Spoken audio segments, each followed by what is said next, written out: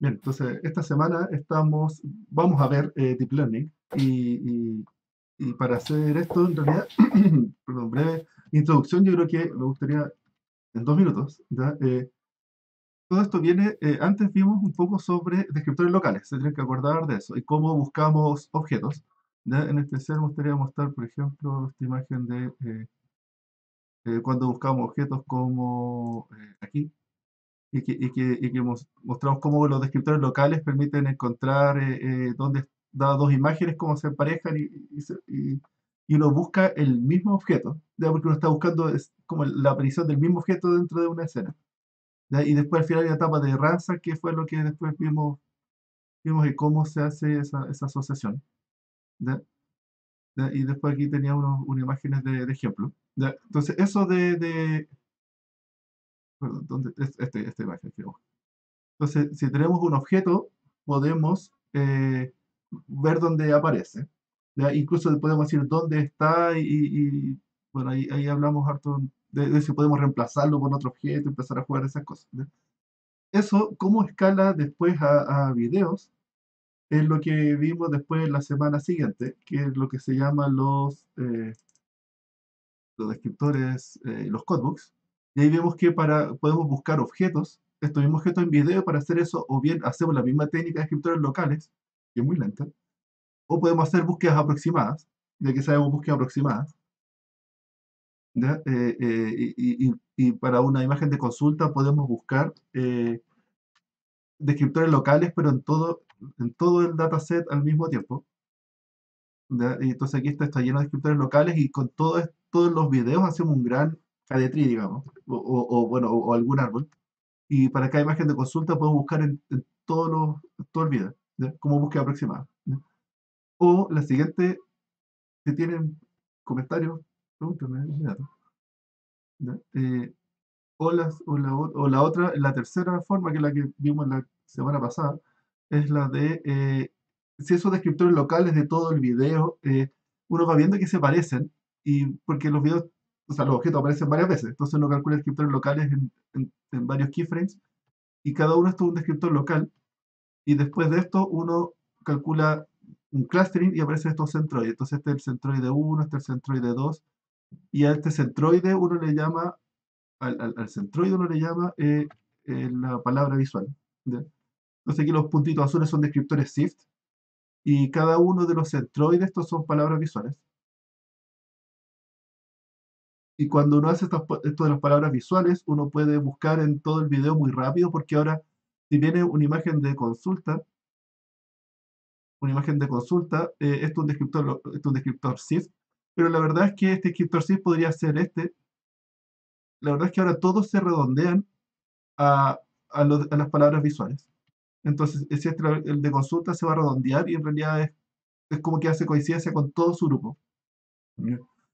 Y, y hacer ese redondeo tiene la gran paso de eficiencia, que es que uno puede hacer un índice invertido. A ver, un índice invertido, ¿ya? Y como uno hace un índice invertido, uno dice cada palabra visual, y este es su centroide, aparece en esos frames.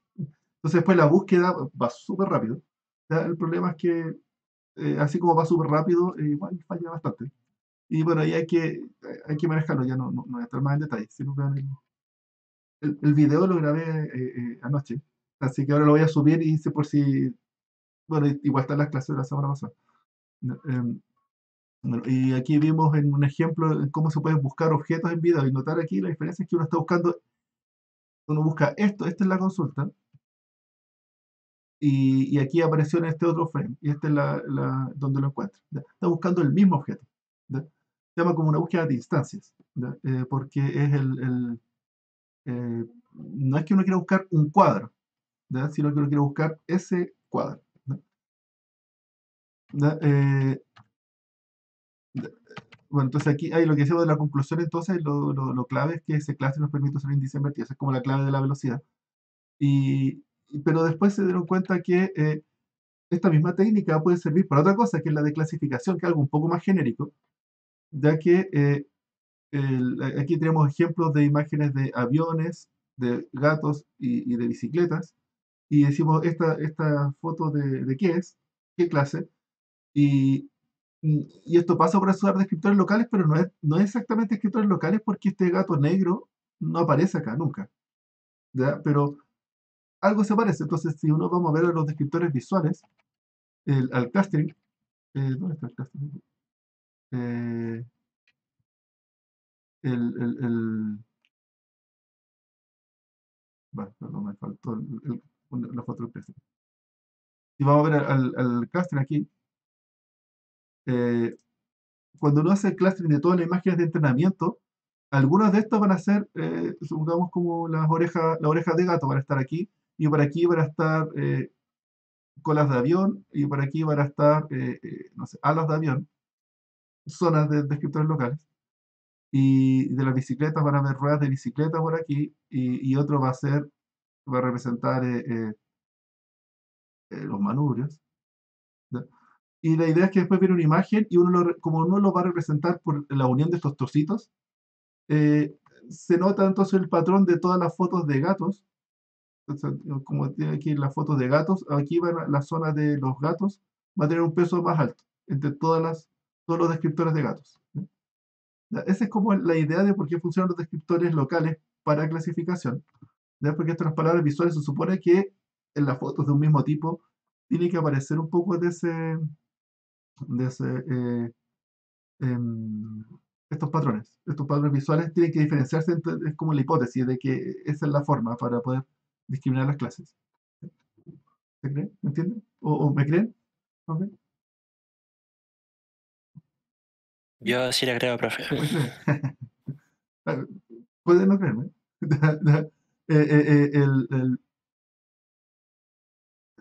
Si no me creen, en realidad me tienen que decir para yo ver si es que lo puedo convencer mejor, si encuentro más, si hay más argumentos. Ya, calcular. Entonces la idea aquí es que ahora vamos a calcular unos codebooks, ¿ya? Y después en realidad empezamos a ver que estos se escriben y uno puede generalizar un poco esto del histograma al más central. Cada descriptor CIF de una imagen se escribe como base de las palabras visuales. Entonces aquí está un poco de orejas de gato, aquí está un poco de cola de avión, y acá hay otro que es las ruedas de bicicleta. Y cada descriptor local se escribe en función de los otros, ¿no? Y eso se llama el coding, y el pooling consiste en que ahora todos esos pesos se juntan, se promedian, se suman o se calcula el máximo. Y a veces el descriptor de una imagen, ¿ya? Eso nos permite hacer un clasificador. ¿Por qué? Porque ahora estos descriptores entran a un clasificador. Y les decimos el clasificador, todos estos, todos los, aquí va a escribir los descriptores, son de dimensión K, el tamaño del vocabulario. Entonces vamos a tener todos los descriptores de gatos, van a tener en la palabra visual de las orejas, van a tener ciertos pesos que deberían ser mayores que los descriptores de aviones. Los aviones deberían de tener bajo la zona de la palabra visual que supone que representa las orejas de gato, pero que aquí en las colas de avión debiera de haber un patrón mayor. O combinado con un poco bueno, de los trozos de imagen que le corresponden. Se ve como entonces se hace un poco más general, y así es como gato, aviones y bicicletas, bicis. Y aquí los bicis deberían tener otros pesos que los representan. Y un clasificador lo que hace es que busca dentro de las coordenadas los patrones que logran distinguir los vectores de los tres clases, cosa que después cuando viene algo que es desconocido, hay que mirar su patrón y ver cuál es el patrón que más le corresponde. Ya, eso es el resumen de las últimas clases, y eso me sirve para introducir a Deep Learning. Deep Learning. ¿Por qué? Porque Deep Learning lo que hizo es que eh, ahora me cambio a Deep Learning. Es una forma, no. Luego voy a hablar de un poco del repaso de Machine Learning, donde voy a saltar toda esta parte. Fíjate eso un poco ahí voy a saltar todo esto. En el video grabado está ahí un poco más de esos detalles. ¿Ya? Voy a ir a la parte de los clasificadores, ¿ya? Entonces, bueno, el clasificador bueno, lo estábamos viendo recién. Un clasificador lo que contiene es que tenemos clases o etiquetas. Aquí dice, esto es el gato, aviones, gato, aviones, bicis. Y da una imagen y tenemos para cada uno vectores de ejemplo, una matriz con vectores de ejemplo de cada uno de ellos. Estos son los vectores de la clase gato, los vectores de la clase avión, los vectores de la clase bici. Y tenemos que encontrar una buena asociación, cosa que cuando venga uno desconocido, un vector desconocido, tenemos que decir cuál de las tres clases es. ¿Ya? Es un clasificador. ¿Ya? Y en la práctica esto consiste en que uno espera que los vectores de una misma clase, estos son los de la clase gato, se parezcan de alguna forma, tienen que estar cerca. Si es que no están cerca entre sí, no hay esperanza de que funcione el clasificador. ¿Ya? ¿Ya? Y los de las otras clases tienen que parecerse de alguna forma. ¿Ya? Si es que están mezclados, eh, no hay clasificador que logre separarlos. ¿Ya? De repente eso cuesta convencer a los alumnos de eso, y cuando les falla con un clasificador, no sé, con árboles de decisión, les falla, entonces, no, que tengo que probar con otro clasificador a ver si funciona. Ya, eso en general no sucede, por si acaso. En general lo que pasa es que los datos no son separables y los descriptores están malos. ¿Ya? Si están todos mezclados, no hay cómo. ¿Ya? ¿Por qué? Porque internamente todos los clasificadores lo que hacen es que en el espacio de los vectores calculan zonas o grupos, o de alguna forma calculan los grupos. ¿Ya? Y todos los distintos algoritmos de clasificación se basan en eso. ¿Ya? ¿Ya? Y cuando uno entrena un clasificador, lo que hace es que uno le pasa los datos de entrenamiento y después entiende cuáles son las zonas, las zonas de vectores que le corresponden a cada una de las tres clases. ¿Ya? Entonces viene un vector nuevo y que uno no sabe qué es lo que es, y uno ve en qué zona cae, y ahí uno responde, es del tipo 2, este es un gato dependiendo si está al centro de esa zona, entonces es un gato con 97% de probabilidad, y si es que está muy cerca de un borde, una frontera entre zonas, uno le baja el score. Ya. Ya, eso es algo que también a los alumnos a veces hay que recalcarles, que un clasificador no dice, usualmente no dice la clase, sino que, o más que la clase, dice un porcentaje de certeza de que sea de esa clase. ¿Ya? Y que ese porcentaje no puede jugar con ese porcentaje para hacerlo más estricto, más relajado, porque hay otra opción que es decir, no responder nada. ¿Ya? Y, bueno, ya, así que de todos los algoritmos de clasificación, regresión logística, clasificador bayesiano, redes de decisión, un clasificador KNN, supervector machine o redes neuronales, todos hacen eso. Dado una matriz de vectores, decir cuál de los tres grupos es. Y dentro de todos estos clasificadores, que, bueno, dentro de los videos ahí lo explico brevemente cada uno, sino, bueno, al curso de Data Mining o curso Machine Learning favorito. Pero me interesaría detenerme dentro de esto por el árbol de decisiones, muy útil, en especial en Data Science, cuando uno quiere dar de entender qué está pasando, eh, porque va por cada una de las dimensiones diciendo si es que buscando fronteras de decisión. Ya, pero me gustaría, uno, mostrar el clasificador KNN, que a veces, ¿por qué esto? Porque esto es relevante para el curso, ¿cierto? Hemos hablado harto de búsquedas KNN, y las búsquedas KNN sirven para hacer un clasificador KNN, ¿cierto? Que no es lo mismo, una cosa es buscar y otra cosa es clasificar. ¿Ya? Y la idea, ¿cómo funciona eso? Me gustaría comentárselo porque es como nos parte de los, espero que aprendizaje de este curso, que si tienen vectores que son aquí los naranjos, los rojos y los azules, estos son los clase 1, los clase 2, los clase 3, ¿ya? Un clasificador KNN dice, tiene un vector desconocido, y lo que vamos a hacer es que para decidir cuál es su clase, vamos a hacer una búsqueda KNN dentro de los datos de entrenamiento. ¿Ya? Y aquí vamos a buscar los 5 más cercanos y aparecen estos.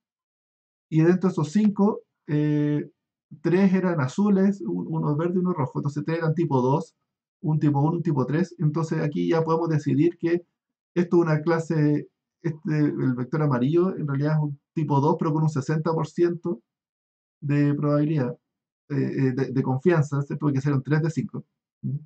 Ya esa es como una forma, o lo otro es calcular el score, pero darle más importancia al primero que al segundo, y uno hace una ponderación según el ranking.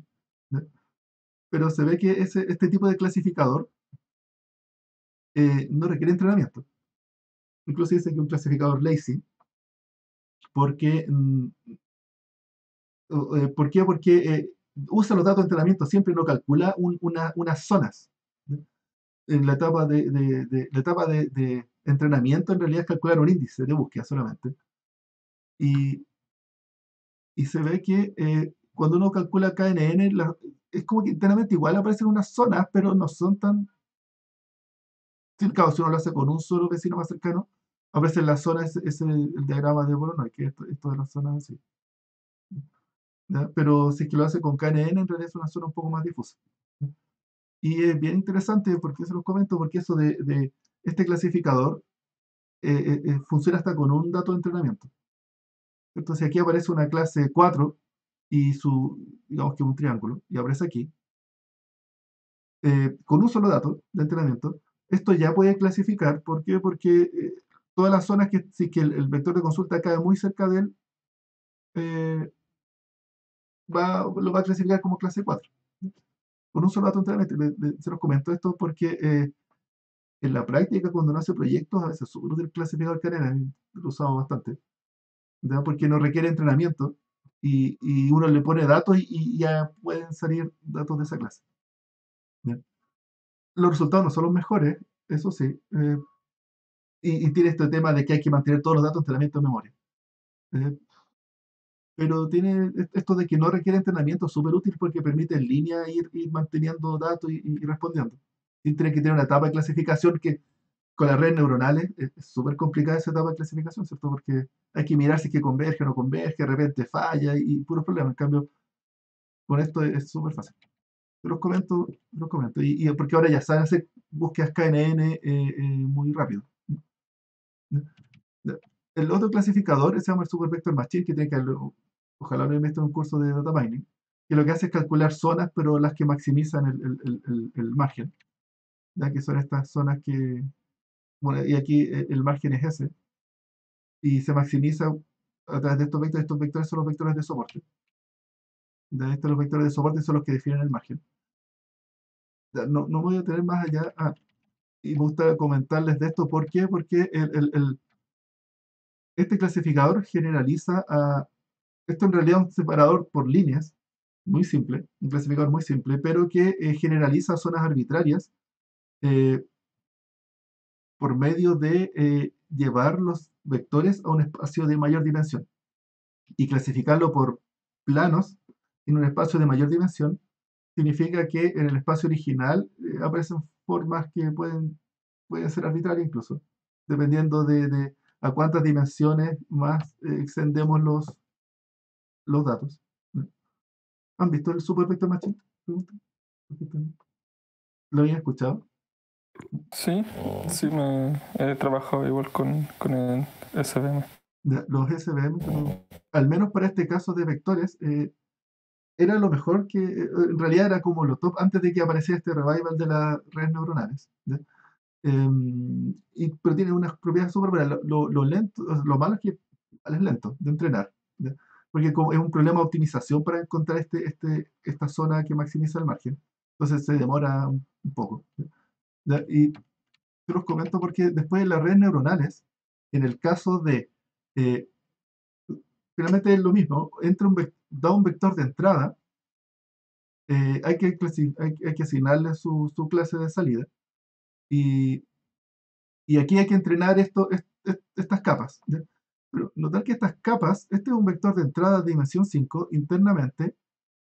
eh, si las capas internas tienen mayor o igual dimensión, esencialmente lo que uno está haciendo es que este vector de entrada de dimensión 5 se está llevando a un espacio de dimensión, ¿cuánto? De dimensión 7. ¿Ya? Y uno está calculando una conversión de dimensión 5 a dimensión 7, ¿ya? Y esa a otra dimensión 7, y luego de esa dimensión 7 a dimensión 3. ¿Ya? Entonces, una red neuronal internamente es como que va calculando funciones de proyección entre espacios y en eso como que va logrando separar los datos de entrenamiento o los datos, hasta llegar hasta proyectarlo a la dimensión final. ¿Sí? Eh, ¿Y por qué les comento eso? Porque esto es muy parecido a lo que acabamos de ver de las redes, de los super vector machine, porque aquí funcionan porque los llevan a un espacio de mayor dimensión, artificial. ¿Ya? Las redes neuronales es lo mismo. ¿Ya? ¿Ya? A ver, ¿por qué les digo eso? Entonces, ¿por qué? Porque para este caso de un vector de entrada hay que clasificarlo en un vector de salida, la verdad es que no hay mucha diferencia entre una red neuronal y un supervector machine. De hecho, el supervector machine es mucho mejor. La red neuronal tiene muchos problemas. ¿Por qué? Porque tiene muchos parámetros. Uno está con el overfit jugando a cada rato y el overfit tiene una tendencia al overfit terrible. Eh, eh, y que hay que luchar contra eso. Y entonces cuesta entrenar lo que es el learning rate y todos esos parámetros. Eso hacía que las redes neuronales fueran mal vistas durante mucho tiempo. ¿Ya? Pero, ¿por qué ahora estamos hablando tanto de redes neuronales? ¿Saben? ¿Qué es lo que hizo que... Aquí estoy hablando de esto de los años 80. Como las arquitecturas más modernas, como que se puede especializar. Ya, exactamente, la arquitectura más moderna. Esta red, que es la clásica MLP, por sí misma no tiene ninguna gracia. ¿Ya? Y se conoce en los años 80 y hasta los años 2000, 2010. Todos prefieren Super Vector Machine o árboles de decisión o clasificador KNN. ¿Por qué? Porque si todos tienen el mismo vector de entrada, en realidad todos van a tener un vector de salida. eh, La mayor dificultad es que los datos sean separables. ¿Qué tan separables son los datos? Y los distintos clasificadores prueban con distintas estrategias, pero si los datos no son separables, no lo va a hacer por ninguno. ¿Ya? Y en el caso de las redes neuronales, tienen puros problemas para entrenar. ¿Ya? ¿Ya? Espero que vean eso. La red neuronal, en su caso, este caso no es el caso favorable de las redes neuronales. ¿Ya? Bueno, ahí se ve cómo se entrenan y todo eso. Ya, me lo voy a soltar. Ya, y uno, bueno, iba a hacer el gradient descendente, que cierto, esto es en función de los pesos, de los parámetros que se van entrenando, hay una función de loss y uno quiere minimizar esa función de loss. ¿Ya? Eh, con respecto a redes neuronales, yo creo que este par o tres videos están súper buenos. ¿Ya? De cómo se entrena una red y uno gráficamente las va mostrando. Va haciendo unas cosas bien visuales, están súper bonitos esos videos. ¿Ya? Eh, por ahí yo les compartí ya estas slides para que si los quieren ver. Entonces, pero llegamos a Deep Learning, ya que ya toda esta es una introducción para esto, ¿ya? Deep Learning, y que en el caso de Deep Learning, ¿por qué funcionó? Es el caso de clasificación de imágenes, ya el que estábamos hablando recién. ¿Ya? Para, Actualmente lo que vimos y con los codebooks y estos los descriptores locales, lo que hacemos es convertir una imagen en un vector. ¿Ya? Y si aquí ingresa a una red neuronal o a un supervector machine, ingresamos en la forma clásica, ingresamos el vector. Este es el descriptor de la imagen. ¿No? Y ese descriptor de la imagen describe el contenido y decimos para este descriptor corresponde a avión, a un gato o a un perro. ¿No? Y aquí esto se entrena, ya sea con todos los clasificadores. ¿No? ¿Ya? Pero el paso clave es cómo convertimos la imagen en vector. ¿Ya? Para que entre acá. ¿Ya? Porque las MLP reciben vectores de entrada. Y aquí tenemos una imagen. ¿Ya? Eh, eh, entonces aquí el tema es cómo convertimos una imagen a un vector. ¿Ya? ¿Ideas cómo hacemos eso? ¿Están atentos? ¿Cómo podemos convertir una imagen en un vector para que ingrese al clasificador? O en un descriptor. Por ejemplo, algún descriptor que se te ocurra. O sí que se tiene harto espacio Histograma. con píxeles, ¿no? Ya, con píxeles. De hecho, se puede, ¿cierto? Entonces, tomar todos los píxeles aquí, si es una imagen de 640 por 480, que ingresa aquí un vector de dimensión, estos son como 300.000 vectores, o sea, 300.000 píxeles, entonces serían 300.000 coordenadas. ¿Ya? De hecho, eso funciona, pero funciona súper mal. ¿Ya? Dato de que eso es posible, y de hecho, en uno puede hacer una red que ingrese un vector que es de 640 por 480 y que esto vaya a una única capa intermedia muy grande y que esto diga aquí las tres clases, estos gato, avión, gato y perro. Eso se puede y uno puede aprenderse los datos de entrenamiento. Esto funciona muy mal porque no generaliza. Lograr hacer que esto generalice es imposible porque está viendo cada píxel en forma independiente y, no, y tenemos que tratar de ayudarle a que entienda que, por ejemplo, están estos conceptos de escala, que esta misma foto con mayor resolución o menor resolución sigue siendo un gato. ¿Ya? Entonces esto nos dice que si bien esto funciona, bueno, esto funciona, este concepto de entrar la imagen funciona para imágenes muy chicas, de 30 por 30, que es el ejemplo típico que se hace con MNIs de poner los dibujos de los dígitos. ¿Ya? Pero para fotos reales más grandes como esta no va a funcionar. ¿Ya? ¿Algún otro vector que voy a tener? ¿Cómo convertir una imagen en vector?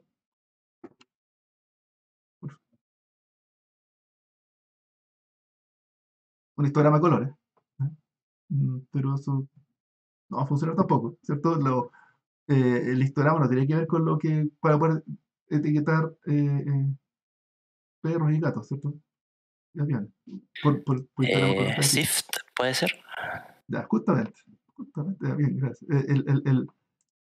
Los codebooks y los vectores, el descriptor se llama el Bag of Visual Words. El que le acabo de comentar recién. El que calcula aquí como trocitos de oreja y trocitos de ojo, o sería el par ojos, y le da un peso de cuántas veces aparece esto. ¿Ya? Pero se ve que esto, por ejemplo, para el caso de gato y perro, el Bag of Words era lo que había, pero está súper difícil, ¿cierto? Porque si vemos aquí, el gato negro y el perro negro son súper parecidos, pero para nosotros es súper evidente la separación. Pero se ve que si la parte de las orejas de gato son como lo mismo, y los ojos, bueno, claro, bueno, son un poco distintos los ojos de gato en los colores, eh, pero y la forma, el color y la forma de los hijos es como lo mismo. Es súper difícil decir cuál es el patrón visual que discrimina un perro de un gato, no sé si me entienden. ¿Me entienden? Eso que, Es que la diferencia está como en la textura más que en la forma. ya. Es como algo así, y es difícil decir con palabras cuál es el atributo visual. Entonces, una textura, claro, claro, pero es con un poco de la forma de la cara, pero que no, ya, pero está difícil de describirlo. Y hacerlo como por patrones visuales, patches de imágenes, que es lo que el descriptor es, también está difícil. ¿Ya? Y este era el problema en que estaban enfrentados todos los investigadores y tratando de hacer unos codebooks cada vez más elaborados. ¿Ya? Y hasta que después aparece el 2012, en realidad existían de antes, pero el 2012 se aplican para imágenes. ¿Ya? Y se dan cuenta que lo que hay que hacer son buscar a través de convoluciones. ¿Ya? Y con las convoluciones, lo que hace la convolución, recuerden de clase 1 o 2 de este curso, una convolución, uno hace una imagen convolución con un kernel, y está el kernel gaussiano, y vimos que también están los kernels de sí, uno puede detectar bordes también por medio de convoluciones. ¿Ya? Eh, lo que vamos a hacer aquí es que vamos a hacer una convolución, pero con un patrón desconocido. ¿Ya? Y esta convolución es como hacer una ventana deslizante y genera una imagen de salida con el resultado de la convolución con este patrón. ¿Ya? Y de hecho vamos a hacer distintos patrones sobre la misma imagen, ¿ya? Con otro patrón, y todos son patrones desconocidos, ¿ya? Que vamos a entrenar. Y todos esos van a ir generando matrices con el resultado de dónde está este patrón que estamos buscando. ¿Ya? Y todo esto de aquí se juntan y forman una nueva imagen, pero era una imagen de apariciones de patrones, y que eso se trata como una nueva imagen a la que le vamos a calcular convoluciones de nuevo, y podemos hacer convoluciones tras convoluciones. ¿Ya? Y el parámetro a entrenar es el filtro, la convolución. ¿Ya? ¿ya? Y ese es como el concepto clave. ¿Por qué? Porque ahora decimos que la salida es, esta imagen es un avión, un gato y un perro, y cuando esto se entrene, va a entrenar finalmente cuál es el patrón visual o los patrones visuales que discriminan a un perro de un gato de un avión. ¿Ya? Y eso es el concepto clave. No estamos nosotros convirtiendo una imagen a vector para después clasificar los vectores. Estamos entregándole a la imagen misma para que entrene cómo convertirlo a vector. Y de hecho, aquí en una parte vamos a tener la imagen convertida a vector. ¿Ya? Y la conversión de imagen a vector se hizo por medio de convoluciones con patrones que se entrenaron. Y entonces la verdad es que nosotros nunca dijimos si es que eran orejas de gato o ojos o nada, sino que vea cuál es el patrón visual. ¿Ya? ¿Se entiende? ¿Se entiende? ¿Alguna pregunta? ¿No? Sí, se entiende bien. Ya, por eso me gusta hacer el símil con lo que vimos de Codebooks, porque ahí es como un poco más claro lo que está pasando y las redes convolucionales están haciendo eso mismo, pero entrenados. Y de hecho el resultado es mucho, mucho más poderoso. Y aquí voy a saltar a la sociedad de redes convolucionales, ¿ya? Donde eh, el concepto clave entonces bueno, eso es lo que tenía acá. Lo tenía igual, pero escrito de otra forma. Entonces aquí la diferencia es que ahora con imagen vamos a crear, de hecho yo lo tengo mejor dibujado. Aquí está la imagen, se generan distintas convoluciones y cada convolución, esto le voy a poner sin interrogación porque este es el patrón que se va a entrenar. Y esto genera una nueva imagen, que es un canal. Cada filtro genera un canal con la aparición de dónde fue más fuerte la aparición de ese filtro, ¿ya? Internamente, en la entrada son 3 canales RGB, ¿ya? Y entonces aquí, pero esto genera un filtro.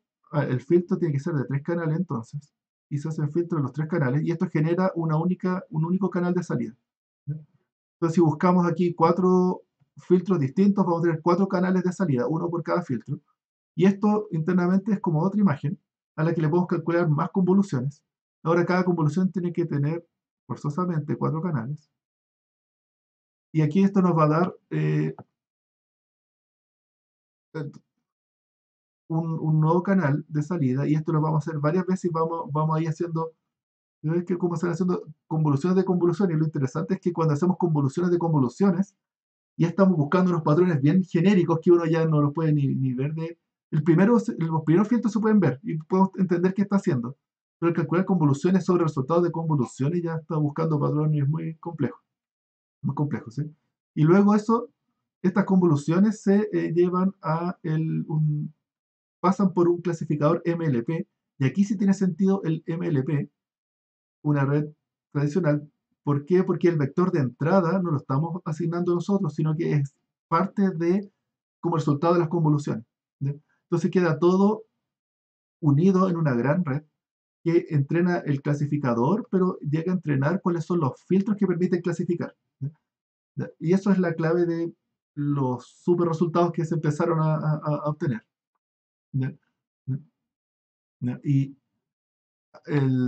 Ya, espero que vean eso. Y que este descriptor, porque tenemos que hablar, o lo recalco eso del vector, porque este vector de acá es el que en este curso nos interesa, ¿ya?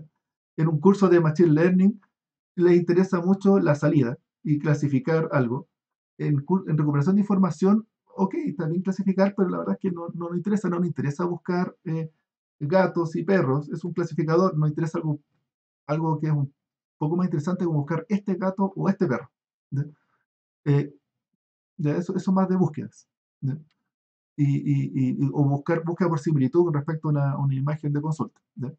Y este es el clave. Y este le vamos a llamar el vector entrenado, y este se va a llamar el deep feature, le vamos a llamar.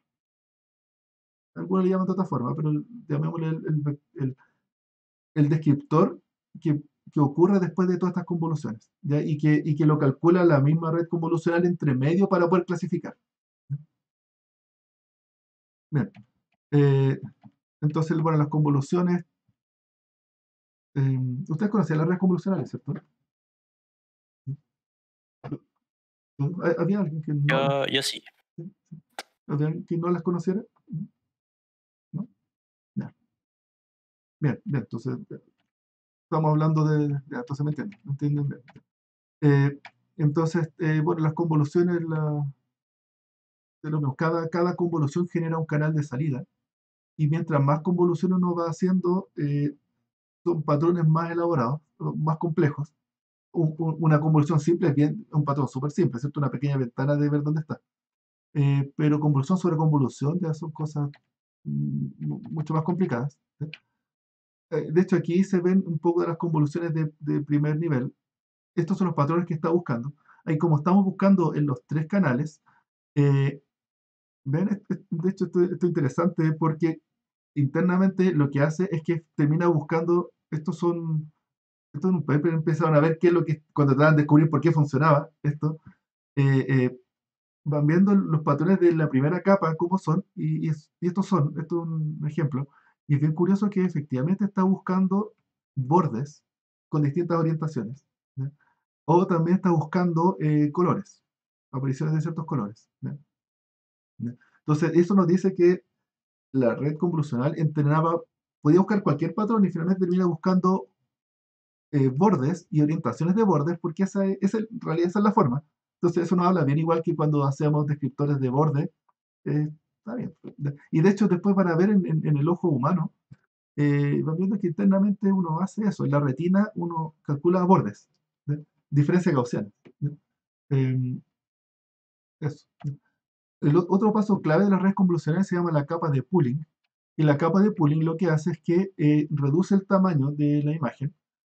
Entonces, si uno tiene aquí la imagen, el gato, ¿ya? Y esto uno hace convolución, esto va a tener o varias convoluciones, ¿ya?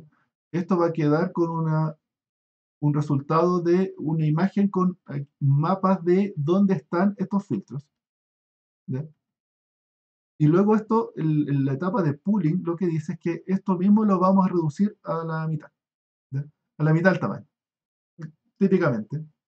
Es decir, por cada 4 píxeles vamos a tomar uno, ¿ya?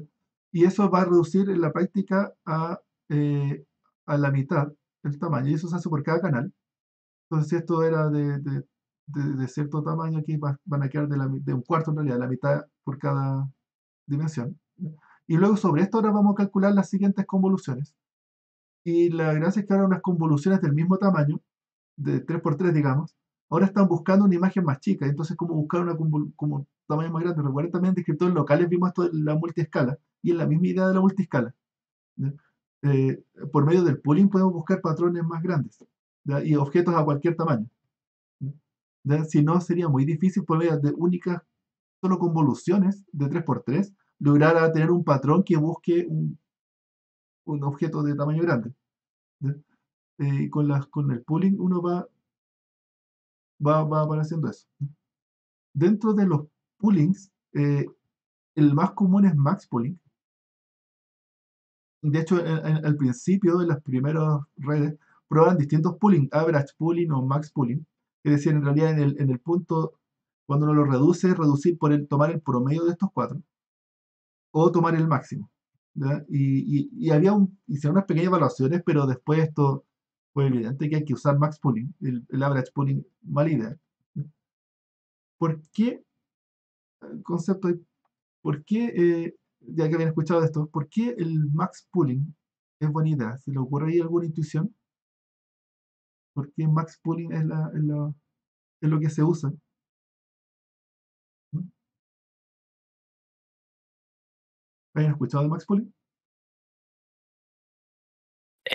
Yo sí, pero no, nunca me cuestioné por qué es Ya. el mejor. Porque Quizás destaca la característica más importante. sí, exactamente, puede ser. Cuando uno está buscando un patrón, eh, bueno, entonces aquí tenemos el avión, o sea, digo, gato, digamos. Y aquí en estos filtros van a ver, digamos, algo así como orejas de gato. Entonces, en algún punto, esto va a aparecer en el mapa de cuando aparezca ese filtro. Esencialmente aquí hay números grandes cuando hay una buena correlación entre el patrón buscado y la imagen. Y ahí van a aparecer, digamos, un número grande, digamos 255. ¿Dónde está? Y lo otro 0. ¿Ya? Entonces aquí los números grandes significan que está encontrando el patrón del filtro. ¿Ya? ¿Ya? Si es que hacemos promedio de esto, en realidad estamos difuminando la decisión. En realidad lo clave es el número alto, dice lo encontré. ¿Ya? Y hay que decir, en esta zona lo encontré. ¿Ya? Y si lo unimos, lo promediamos con su vecindad, en realidad estamos difuminando, estamos perdiendo esa decisión. ¿Ya? Entonces, internamente las redes convolucionales funcionan muy como más bien binarias, como que es activado o desactivado. Lo encontré, no lo encontré. ¿Ya? Y la otra razón, esa es una razón de por qué es buena idea usar el max pooling y que nos dice un poco que internamente las redes convolucionales funcionan como, se llaman gates de activado o no activado. ¿Ya? Entonces, en esta zona lo activa y lo otro es después en el entrenamiento.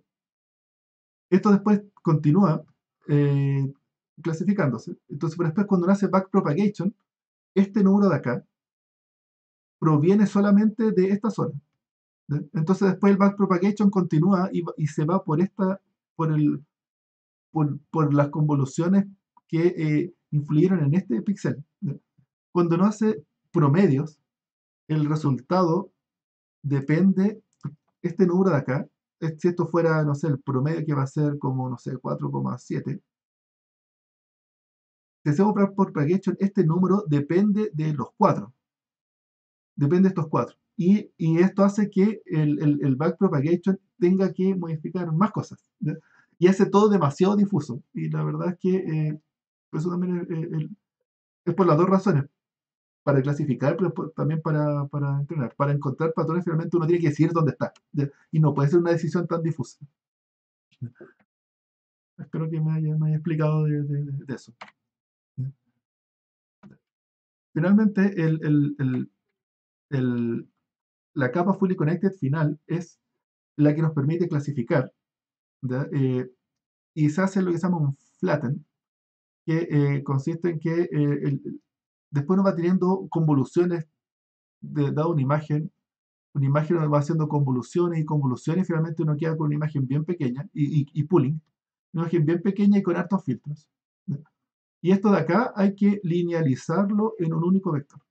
Y este es el vector de entrada al clasificador MLP. ¿Ya? Entonces esto se llama una etapa de flatten. ¿Ya? ¿Ya? Y luego viene una red MLP típica. ¿Ya? Ese es como el enfoque más tradicional. ¿Ya? ¿Ya? Y sin detenerme en detalles de esto, yo creo que esto de la función de activación. Bueno, sí, con respecto a la función de activación, algo que hay que comentar es que cuando se hablaba de las redes convolucionales antes, siempre se usó la regresión logística, o sea, perdón, no, la función de activación, la logística, ya que es esta función de acá. Y les gustaba esto, ¿por qué? Porque esto tiene un 1, internamente cada neurona dice un 1 o 0, ¿está activado o no está activado? Y esto de acá es como es su respuesta en función de la entrada. Entonces la entrada puede ser cualquier cosa y su salida va a ser siempre 0 o un número entre 0 y 1, ¿ya? Y se satura. ¿Ya?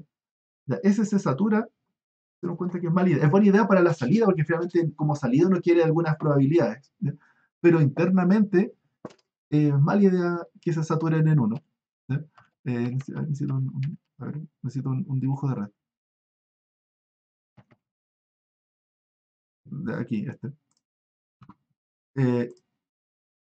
Aquí internamente están estas redes y esto, bueno, me falta otra capa acá.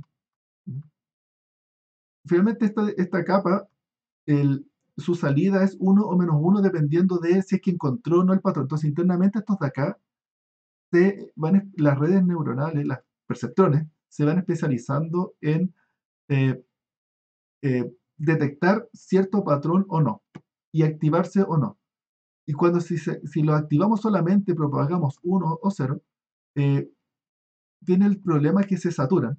Y después cuando aparece el Deep Learning, aparecen también algunas funciones de activación, en particular lo que se llama la ReLU, y que lo que hace es que no se satura y que si es que encontró y su salida era 1000, porque encontró con peso 1000 de que estaba, es buena idea que propague 1000, es decir, que está muy seguro y no saturarlo en uno, porque nos permite discriminar qué tan fuertes son las decisiones de las activaciones internas. ¿Ya? ¿Ya? ¿Ya? Perdón, aquí. ¿Ya? Y que su función de activación en realidad si es que, si es que decide que está, entonces diga con qué fuerza la neurona tiene que decir que encontró ese patrón visual. ¿Ya? Pero si es que no está, más bien encontró lo contrario, lo opuesto, dice, si tiene algo negativo, eh, claro, internamente aquí esto propaga, dice apáguese, y aquí dice en realidad apáguese, no propague nada negativo, no propague decisiones negativas, que cada neurona cuando busca un patrón que nos diga, no encontré, y en realidad estoy como diciendo que como no encontré una oreja de gato, digamos, entonces probablemente esto no es gato, y que propague una decisión negativa. Ya, eso, decir que eso en realidad se dan cuenta que es más bien mala idea y que tienen que quedarse, si no saben, o sea, si no encuentran su patrón, mejor que se queden en silencio. ¿Ya? De eso es lo que dice aquí, cero. ¿Ya? Después no quita que después se nos cuente que igual quizás es buena idea, pero un poquito. Y eso se llama la leaky relu, que propague una, unas decisiones negativas. ¿Ya? ¿Ya? ¿Ya? Bueno, pero en realidad eso de propagar las decisiones negativas, eso son ya como trucos, porque aquí dice qué tanta decisión negativa hay que propagar, y luego dicen 0,01, y después dicen otros pesos, y después se nos cuenta que tal si entrenamos, y se llama la parametric relu, qué tanto propagamos la decisión negativa, o qué tanto peso le damos. Yo creo que eh, son trucos. Para entrenar una red convolucional, se entrena de a grupos, se llaman los batches o los mini batches. ¿Ya? Una cosa que es necesaria es que las redes, como funcionan como activación o desactivación, es muy común tratar de que la entrada sea de media a cero, o sea que hayan valores positivos y negativos. ¿Ya? Y por tanto, cuando ingresa una imagen a una red convolucional, eh, no ingresan los píxeles mismos, porque los píxeles van a ir aquí cada número va a ir entre 0 y 255. ¿Ya? Y sobre eso después la- las decisiones después van a tener que ser sobre puros números positivos, van a tener que decir un valor positivo o negativo. ¿Ya? Tenemos en cuenta que en realidad esto es mucho mejor si es que lo centramos, y ojalá que algo típico es restarle el número central, menos 127, y aquí van a quedar un número entonces no de 0,255, sino que de menos 127 o menos 128, 127. De ahí eso está, y ojalá que centrados. De- Eso es algo típico. Y a veces después, se lo comento porque, bueno, en la otra clase vamos a ver un poco más de código de cómo usar las redes convolucionales. Este promedio, que este número, uno asume que todas las imágenes están uniformemente distribuidas entre los píxeles claros y oscuros, ¿no? Después, en algunas redes, lo cambian este número a un valor según sus datos de entrenamiento. Entonces, promedian los píxeles de los datos de entrenamiento. ¿Ya? Y de repente llegan a números parecidos, pero un poco distintos. Entonces, aquí puede decir como 120, 115 y 142, por decirlo. Y este es como el píxel promedio. Y este es el que hay que restar. ¿Ya? Les comento eso porque esto este es un ejemplo típico de overfit. ¿Ya? Y que claro, si restan un píxel de este tipo, esto se justifica porque tiene que ver con los datos de entrenamiento. ¿Ya? Y claro, en el dataset de entrenamiento, este era el píxel promedio, pero eso no huele a overfit muy grande, porque después no es que todas las imágenes sean de esta distribución, una imagen cualquiera, sino que son imágenes de ese dataset.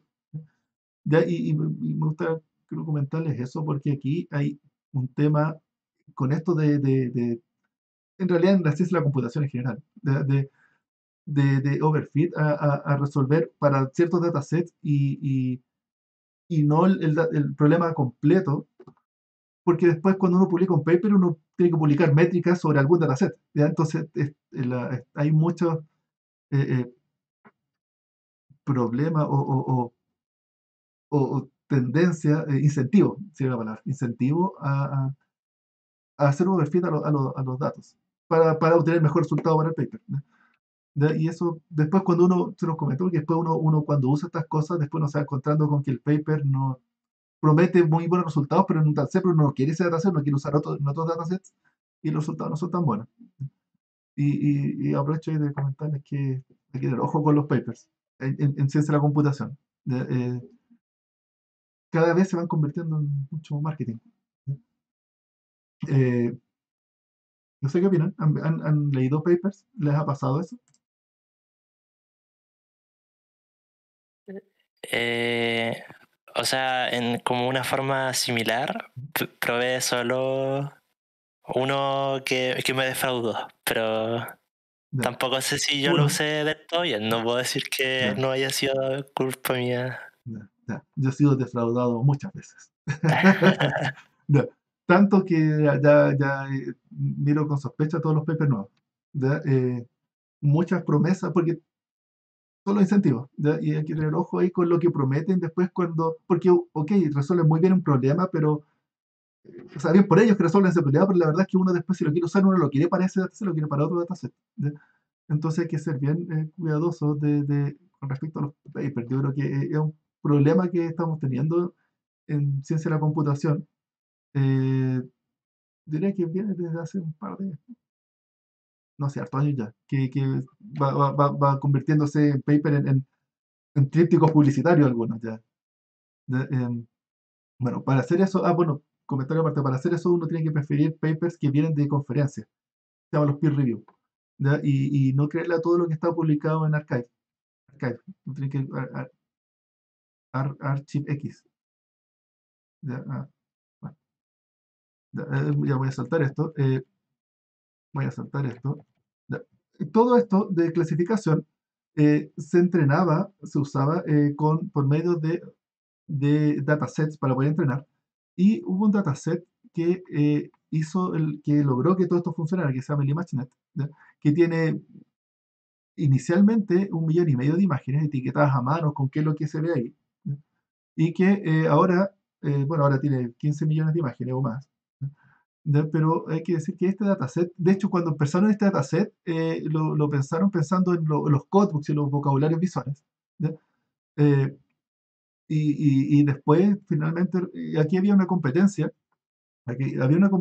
donde con los codebooks, que era la competencia con ImageNet, de clasificar imágenes de ahí. En general, los errores iban del orden de 28% de error en el top 5.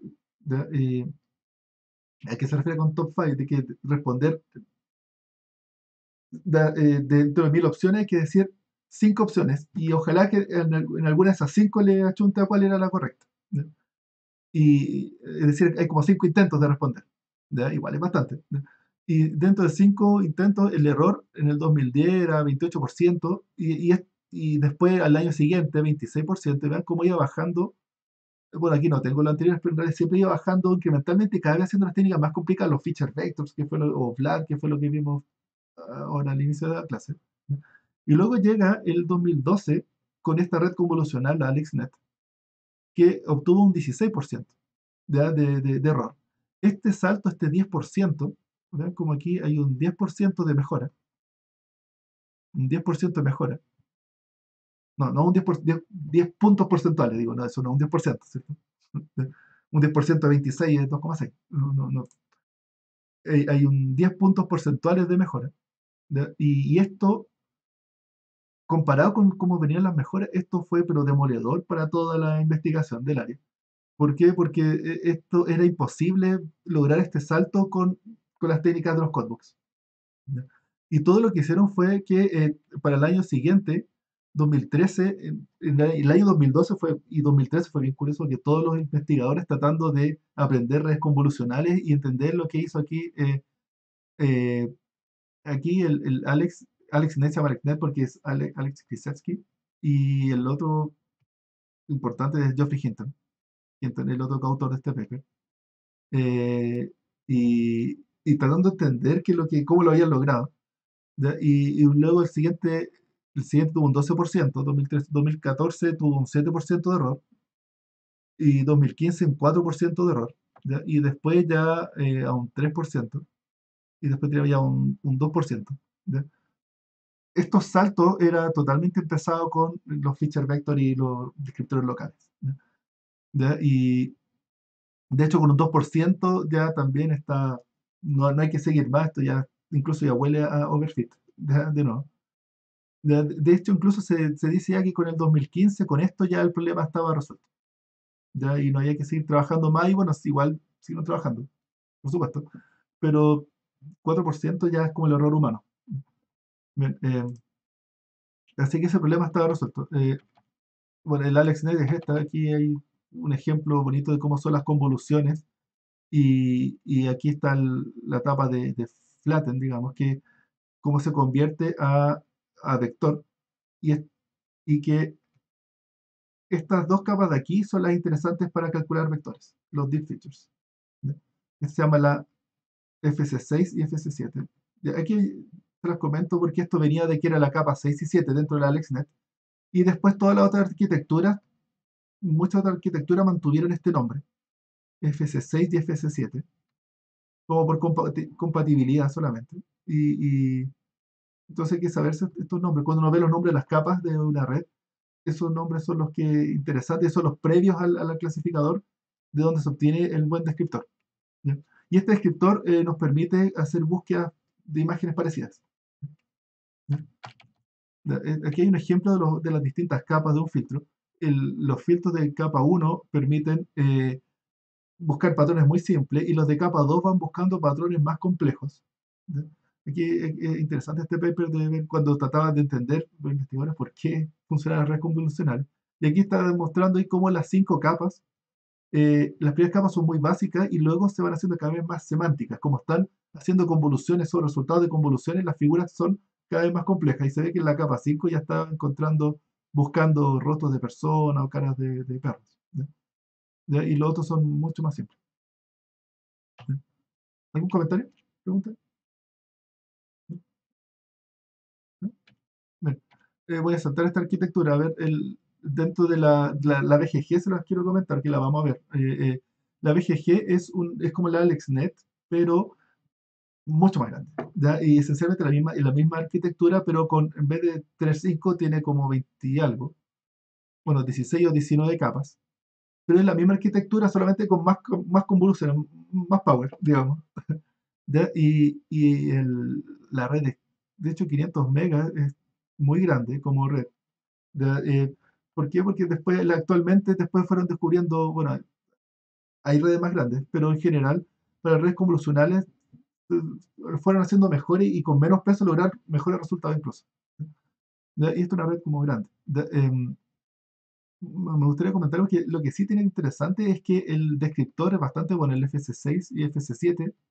El descriptor que sale aquí en realidad sirve bastante para buscar imágenes parecidas. Y les dejo aquí como dato, hay una BGG entrenada especial para rostros de personas, ¿ya? Y que permite buscar rostros parecidos, ¿ya? Finalmente, lo que encuentro yo que es un resultado mágico es el de la ResNet. La ResNet 2015 se presentó en Santiago, como dato curioso, en la conferencia ICCB del año 2015, que fue aquí en Santiago. Fue al lado del Parque Arauco, en el hotel que hay ahí, el Marriott. Eh, Ahí vinieron todos los investigadores y se presentó el ganador de la competencia de ese año, y estaba ya el decano al lado viendo, y como perdieron, porque perdieron con el equipo de Microsoft de China, y ellos presentaron que una red de 152 capas obtenía el mejor resultado de clasificación, ¿ya? Y que ¿y cómo son esas 152 capas? Bueno, aquí hay un ejemplo de 34. Pero esencialmente las 152 capas son convoluciones. La arquitectura no hay nada muy elaborado, solo convoluciones de 3x3 muchas veces, ¿no? Y ¿por qué 152 capas? Los que lo han escuchado, ¿por qué son de este número? ¿Saben de alguna razón de por qué es ese número y no 300 y no 5000? No Yo no. sé, yo Que yo no sé por qué se lo preguntaron en la conferencia, es porque era lo más grande que les cabía en su computador, dentro de la red, dentro de la memoria de la GPU que estaban usando. Entonces esto es como lo máximo que les fue posible probar en número de capas. Entonces esto nos dice algo, que mientras más capas mejor. ¿Ya? Y esa fue la conclusión de este momento. ¿Ya? No eran más porque no pudieron más. ¿Ya? Y con eso logran el mejor resultado de esta competencia. Y aquí aparece, y el vector de aquí es súper bueno para buscar imágenes parecidas. ¿Ya? Y bueno, y ahí aparecieron otras, y después hay un montón de arquitectura que la verdad es que me interesa aquí que veamos solamente, me interesa los deep features. ¿Ya? Y cómo los deep features nos permiten buscar imágenes parecidas. ¿Ya? Imágenes parecidas a un nivel un poco más semántico. Entonces aquí lo que hacemos es que para esta imagen se calculó un deep feature con una red, digamos AlexNet, ¿ya? O digamos por lo menos una ResNet, y cada una de estas imágenes también tiene un vector, y aquí se muestran las más parecidas, las más cercanas en distancia euclidiana de sus vectores, ¿ya? Y se ve que son imágenes parecidas, semánticamente, son como de la misma clase, ¿ya? Incluso aquí, sillas, estamos etiquetando en función de los más cercanos. De hecho, esto de aquí es un clasificador KNN. ¿Ya? Por eso le quería comentar el clasificador KNN. ¿Ya? Y eso es lo que nos permite buscar objetos parecidos. Vean que aquí uno busca sillones y no quiere otros sillones, sino que quiere un sillón muy parecido a este, del mismo color. ¿Ya? De ahí eso se logra con distancias euclidianas de los deep features. ¿Ya? ¿Ya? Bueno, ¿hay alguna pregunta de esto? Ya, espero. No por mi parte. Bien, ya estamos a la hora. Entonces, de aquí lo que quiero mencionarles, bueno, en la próxima clase vamos a ver un poco de detalles de esto, de cómo usar estos deep features. Espero que esta clase era presentar la red convolucional y cómo calcularlo. Más detalles están en los videos, por favor, me salté harto de materia. Y si no, en su curso favorito de Deep Learning también puede ser, o su curso favorito de Data Mining o de Machine Learning.